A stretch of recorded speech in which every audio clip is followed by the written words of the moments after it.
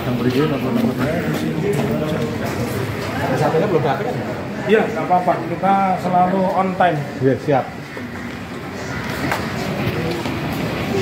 Di sini lokus deliktinya. Tetapi kalau UGM ya, karena ini deliknya adalah pidana biasa bukan aduan. Kalau Pak Jokowi merasa terhina, dia delik aduan. Tetapi kalau orang menyembunyikan data publik itu adalah pelanggaran terhadap pidana biasa. Maka siapapun boleh melaporkan, dan lokus delikti Solo ya kita laporkan di Polresta Surakarta. Lokus deliktinya pernyataan rektor dan guru besar Prof. Marcos itu bahwa ijazahnya Pak Jokowi hilang. Kalau itu ternyata adalah penipuan atau bohong, ya kita laporkannya di Jogja tadi.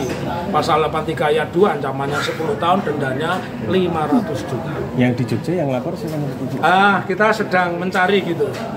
Nanti Mas Widi, ya, perkembangannya. Ya, di sini pun yang melapor bukan kami. Kami ingin wilayah kita lebih spesifik kepada persidangan. Yang pidana nanti ada tim lain sendiri. Ya. Rencana kapan tuh yang di Jogja untuk pelaporan? Yang di Jogja paling telat ya hari Senin paling telat. Kalau di sini yang paling telat nanti hari Jumat. Ya. Polresta Surakarta.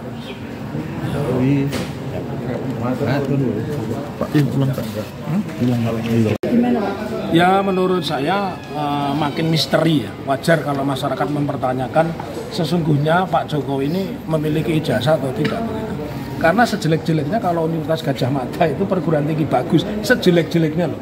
Kalau saya alumni UNS di mana-mana saya mengatakan saya ngajar di Unisula, tapi saya alumni UNS kan begitu bangga, apalagi Universitas Gadjah Mada. Lagian seperti yang disampaikan oleh kuasa hukum saya ini kan simpel ya.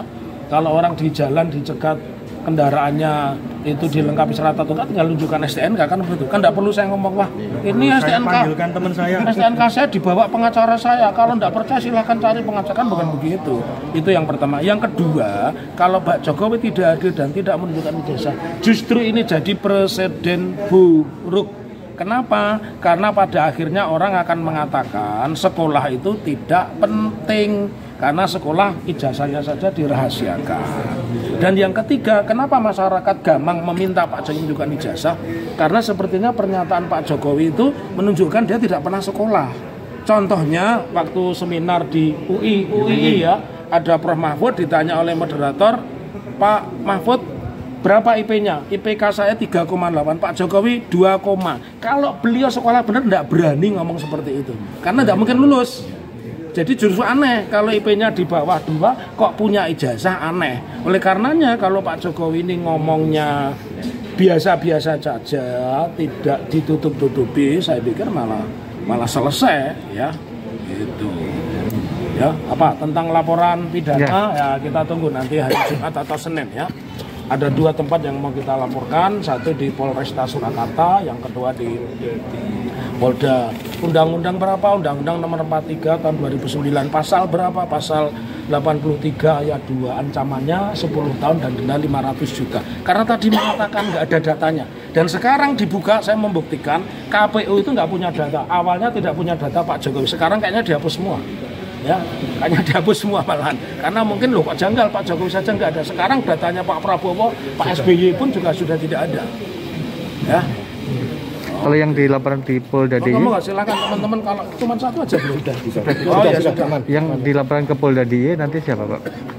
Ada beberapa kemungkinan. Ini tokoh penting ya, tokoh penting pernah menduduki jabatan di jabatan publik di bidang hukum di Jakarta. Tokoh ini tokoh penting, menduduki jabatan elit ya, di 2 jabatan elit, tapi belum bisa disebut namanya ya. Kalau yang dilaporkan rektor UGM dan kemungkinan juga Pak Jokowi begitu ya. Kalau yang di Polresta Surakarta nanti yang dilaporkan ya satu ketua Komisi Pemilihan Umum karena bahasanya sama.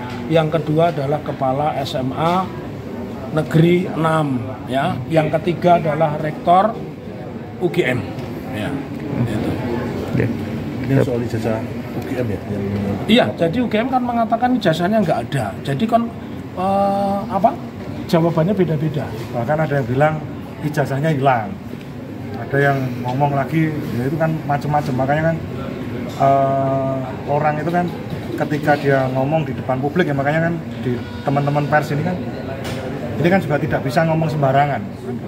Jadi kan harus betul-betul dipertimbangkan kan, karena ada undang-undangnya juga, ada yang mengatur itu. Kira-kira. Siap. Oke.